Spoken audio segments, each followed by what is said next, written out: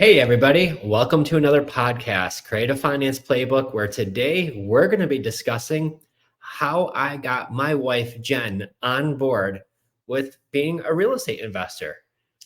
And guess what? It was not an overnight thing that happened, ladies and gentlemen. Believe it or not, I didn't really want anything to do with real estate when we first met as boyfriend and girlfriend. So let's hop right into it because this is a topic that I hear all of the time. I have people reaching out, hey, how do I get my spouse? How do I get my partner, my husband, my wife, the kids, whomever? How do I get them involved in my real estate business?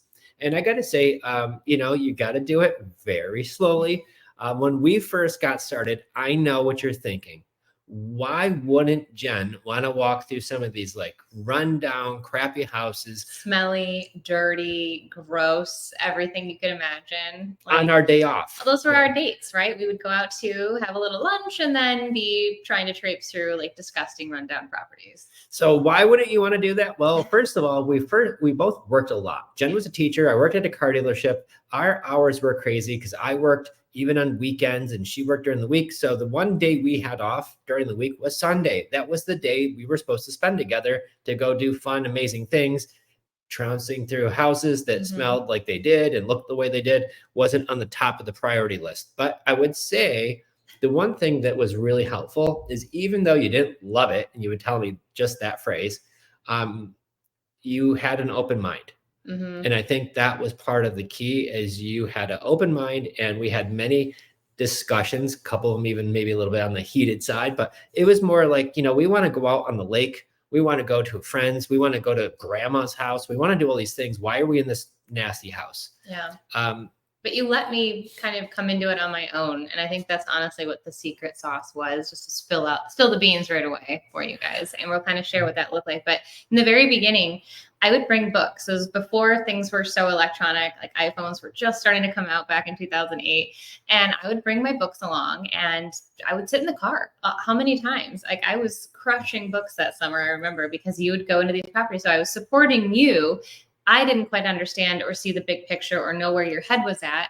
I didn't understand that you had done your first deal and like how much that truly meant to you. Now looking back, I get it. But, I just was like, oh, that's cute. I own my own house. You own your own house. And like, I just found it was really strange that you wanted to own more properties. Well, and two, at the time, you were my girlfriend. We weren't married. We weren't married and building this empire together. Right. It was kind of like my thing, but I fell in love with real estate first. And sometimes things fall in love at a different time, and there's nothing wrong with that. So for me, that was my passion. I already did my first deal years and years before that. Now it's 2008. The market is crashing. I'm finding opportunities. I think it's an exciting time to buy when most people are having these challenges. And now how can we do this, right? So for me, I was just all in. I absolutely loved it, but I also knew you can't force anybody to do anything, right? So lead by example. I think that's going to be your first step. Lead by example, be open-minded, be nice. You can't force them. So no, but bring them along, like say, hey, this is what I'm doing. This is, I want you to be a part of it. And, slowly but surely, once I started understanding things, and I was the one starting to, as we rehabbed and fixed and flipped, I can say that. I was starting to pick out some of the fixtures. And so I really started getting into it, as time went on. And I think really it's just giving a lot of grace, but like you didn't really care if I wasn't on board. You were going to do it come hell or high water. Like that was your mission. And you were like, hey, come aboard with me. Like this can be our thing, but I'm definitely doing it.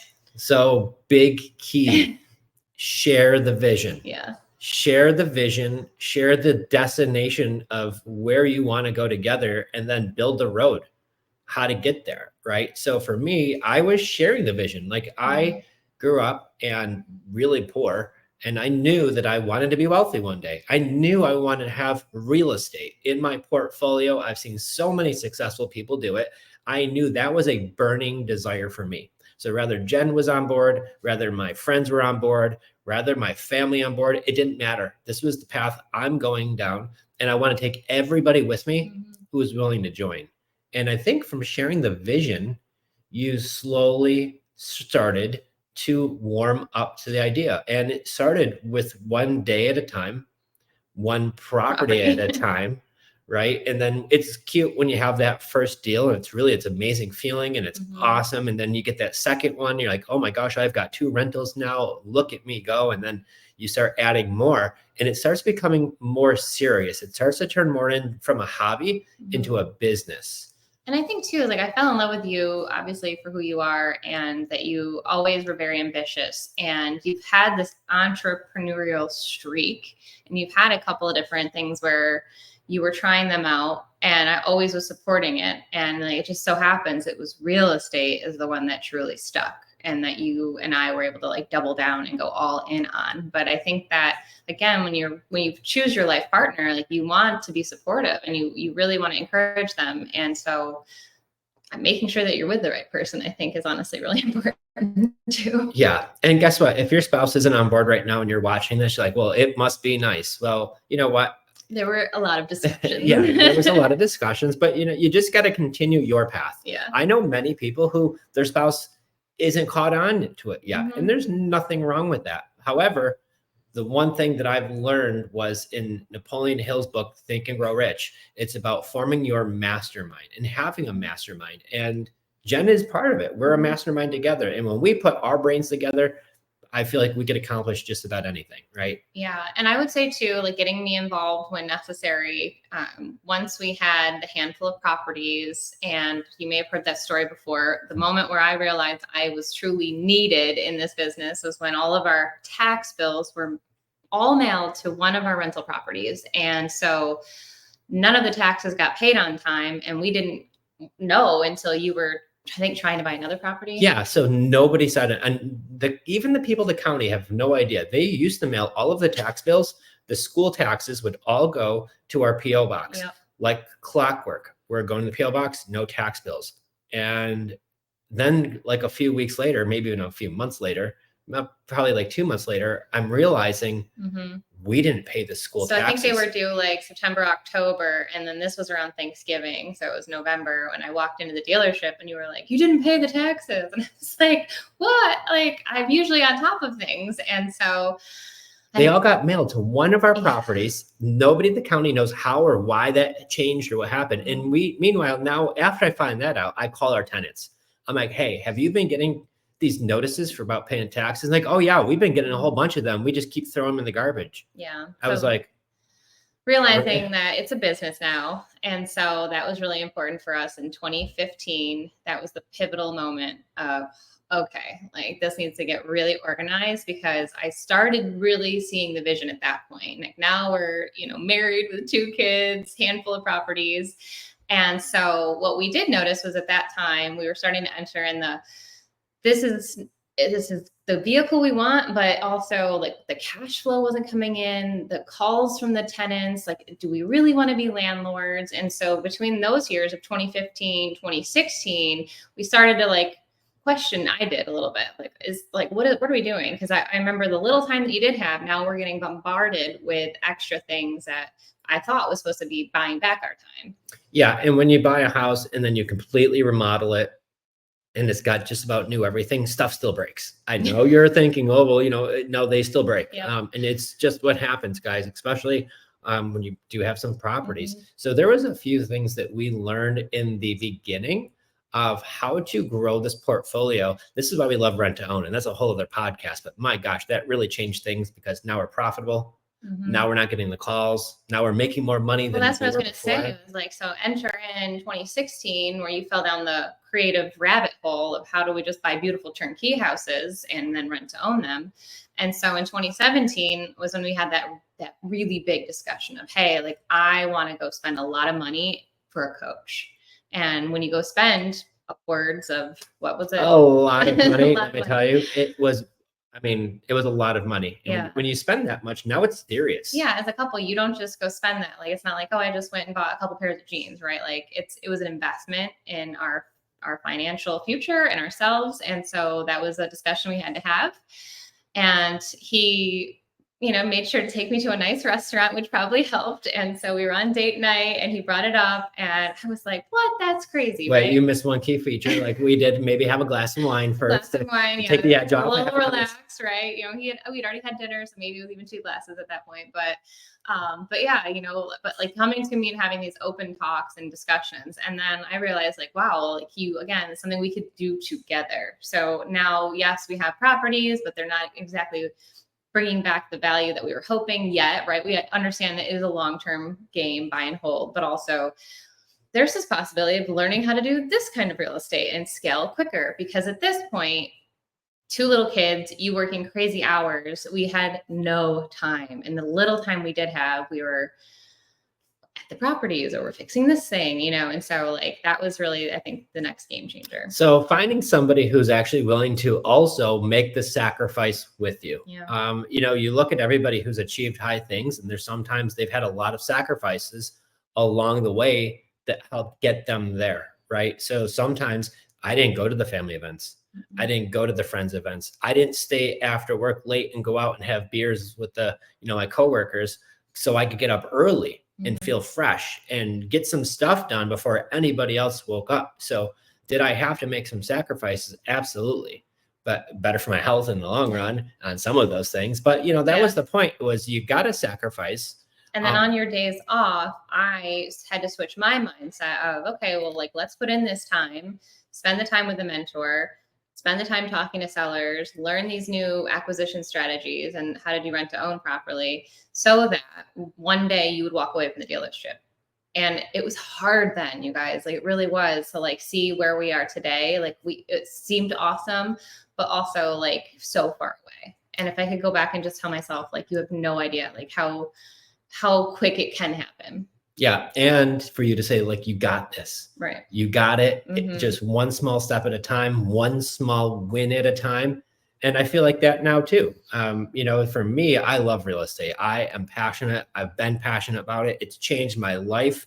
I don't know where I would be right now if it wasn't for real estate, but it wouldn't be here. I could promise you that. So for me, it really changed everything in my life. So I'm passionate about it.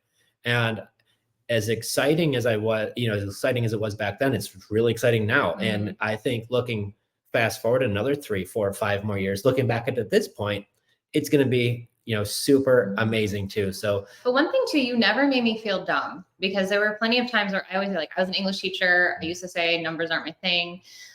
Wait, say that one more time. Numbers aren't my thing, and they're really not. But I work really hard at being better every day at it. And so there were times where I was talking to sellers, and then I'd call him up crying on the phone because I didn't know how to answer things properly. And he's just, great job, you did it, right? And so just always being encouraging. I think that's when somebody is like willing to, when your spouse is like, okay, like I want to help, like, let them help and don't beat them up too badly if they don't do something like perfectly. Well, and so you just hit on a major thing. So the next big thing for all of you guys or girls listening about how to get your spouse on board, you're going to find out there's certain things one of you are better at, and there's certain things the other one is going to be better at. And what you want to do as fast as you humanly possibly can, identify those roles based on your abilities and talents and skills, and kind of not necessarily always just divide everything, but you don't want to step on each other's toes. So there's some things that Jenn does, and I don't want to get in her way. She's going to do it a million times better than I can. And there's going to be some things that I could do better than she can. And she doesn't get in my way about that. So when it comes to actually like talking to a seller, she tried it, realized, working out amortization schedules and doing all of these things. Structuring the deals and trying to analyze all the properties. Like, I don't love Zillow like you do. Like, oh, I love it. This guy's on Zillow, I think, more than any website there is. Maybe PropStream, I don't know. But yeah, like that's his thing. But whereas I loved social media, and when we started to realize like we could go further faster, like getting into our zones of genius, that was really huge. And again, a part of our story was in between those few years, I actually joined an MLM. So I had a baby, our daughter, and I ended up joining Advocare, which I don't even know if they're around, but vitamins, weight loss, all that stuff. And I actually got into sales a little bit, and I learned how to really put myself out there on social media. I learned a lot about branding and sales and getting people on the phone and talking with them. And that really helped our business in real estate later on, which was crazy. But like, you were never like, no, you can't do this. You supported me, even though you were like, houses are going to be way more profitable than some vitamins that you're selling online to people. But you know what? But I sat back And I wish, instead of you working on that, I wished it was real estate, but I didn't force it. But I also saw some of the things that you were learning, some of the things that you were growing, where, my gosh, if we could start doing this here, things could really start getting super exciting. So I can't knock Avocare, or what was it, like the bracelet things? Yeah, I got into some jewelry too. And I think personal development was huge, and community. And so much of that I enjoyed, I think now we were able to bring that, because back then we didn't have a community like we do today. And Right. online is totally different. So again, I don't know, you just kind of let me find and stumble my own way a little bit. But then also, man, once 2017 hit, and you and I were locked in, laser focused, like, here's the plan. I think we were like, we need X amount of houses, and then you can exit the building, you know, that kind of thing. And I think I remember, like, the first time we were both like, oh my gosh, this is getting real. Okay, Yeah. so the next one, we had some properties. We had rentals, and we were going to convert them all over to rent to own. The crazy summer of 2017, where all of those leases, when they came up, we didn't renew them. We offered them to our renters, but they passed on the opportunity. So we offered it to the marketplace by sharing on Zillow, Facebook, all those places. But then we had people reach out to us. And the very first time that we put somebody into one of our rent to own properties, they gave us $10,000 to move into one of our rentals plus first month's rent.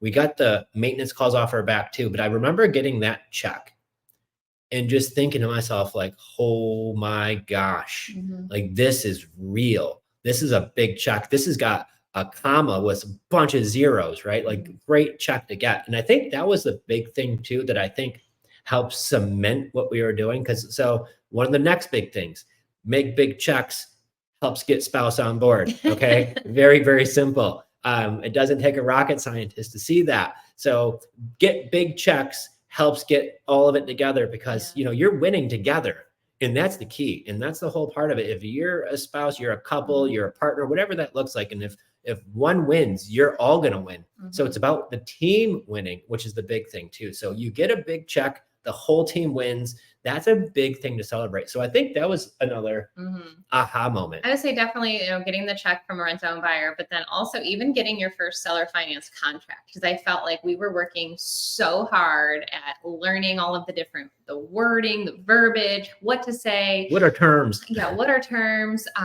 You know, can you really get a property with no money down? And so we just kept mailing out letters, and you know, the people, they're coming back through. And when we did it, when you actually got the signature and you gave the guy $100 at McDonald's, it was just the proof of concept. $100 down, 0% mortgage, $500 payment. The first rental property that we bought that was turnkey, no more junkers. And when we had that $500 payment on a turnkey house in New York with only $100 down, and we paid a few thousand in closing, this was like the second, like, bang, like, oh my gosh, guys, we could really do this. I could buy properties without having to go to the bank and get way better terms. And then I could offer rent to own and get way bigger checks and actually help people too. So now we're helping people. Now we're getting big checks, right? And now one small win at a time, you get more invested, right? You get more excited about the business. And I think another one of your tricks, and maybe you did it on purpose, maybe you didn't, but everywhere we went, and anytime he had a moment to himself with two little kids under like 3 at the time, you were listening to training. You had our mentor, you know, whether it was seller calls or breakdowns or analyzing deals or what does this mean and how do you do that? Like, it was nonstop. So it replaced any sort of podcast or any other YouTube video, any TV show, or any music, even on date nights. We listened to it. You listened to it. So by force of nature, I had to listen to it because you were listening to it. All of us on the way to Easter were listening to it. So just the nonstop repetition of hearing things over and over again, I think we're... Well, and then I'm going to add to that, if I may. Okay. In the beginning, she would listen that with me. It was me listening while it's playing in the car. And she's like, you know, I just don't understand what a lot of this means. And it's hard for me to connect. I don't really relate to this. But I don't know if it's through osmosis or what was going on, just the repetitive nature of it. Now, all of the things that used to be like very confusing now bring you comfort when you hear those same warnings. Yeah. Right. So it's funny looking back on it, but when you're learning something new, you're getting out of your comfort zone. And don't you need to hear something like 17 times or something for it to truly stick? For me, it might be even more than that. I just do it, right? But it's true. You can't listen to a great song, watch a great anything, listen to something educational one time, put it down and say, okay, well, that was great. I'm never going to listen to that again, right? So I would put these on repeat. I would listen to say, oh my gosh, did you hear that, honey? Like I rewind it and she'd be like, oh, whatever, right? And then there's many times you did and you understood it too. And then what really shifted was the end of 2019, we heard a podcast about social media marketing.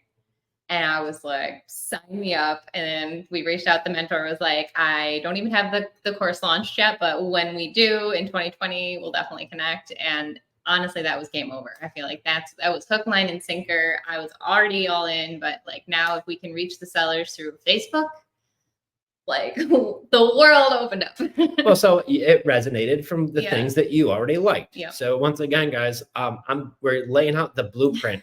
This might not work for you the way it worked for us, but some of these strategies that you're listening to right now could very well make that difference of helping get in your partner, your spouse, or whoever that is on board in your real estate investing. So things not to do, don't fight about it, don't force, don't say you have to do this, right? Don't put the pressure. Any little thing that they might do wrong in the beginning, but really like give them kudos and like, that's an awesome job, and set goals for yourself too. And I think that when you have something in common with your spouse, it's really important because some people can bond over TV shows. We used to have a couple shows back in the day. Now we just don't watch TV, but real estate became our thing. You know, that was like, I don't know. I feel like sometimes you as a couple, you have to have things that you get excited and passionate about. And for us, it was buying property. Yeah. So that is the deal, guys. So how you get your spouse on board, there's the blueprint. May the force be with you. Yeah, but no, seriously, if you have a spouse, definitely comment below. We'd love to chat more, maybe do a round 2 here, but any questions that you have, we're open books about it. You know, like I wanted nothing to do with it. That was his cute little hobby. But here we are years and years later, and we're helping so many people with their homes and helping others also learn this so they can spend more time with their spouse. Because that was really what it was for us. Well, and the big goal was for you to quit your teaching job, for me to quit my dealership job, to both go do this together full time. And now we've accomplished that 4.5 years at this point. Woo. 4.5 years of doing this full time, no W-2s, getting able to do this. So that's a wonderful thing, guys. So thank you so much for tuning in today. I hope you have a wonderful day. And guess what? We got some more hits coming. So stay tuned. Yeah. Thanks so much, everyone. Make sure you subscribe, comment below, and we'll see you again next week. See you guys. Bye.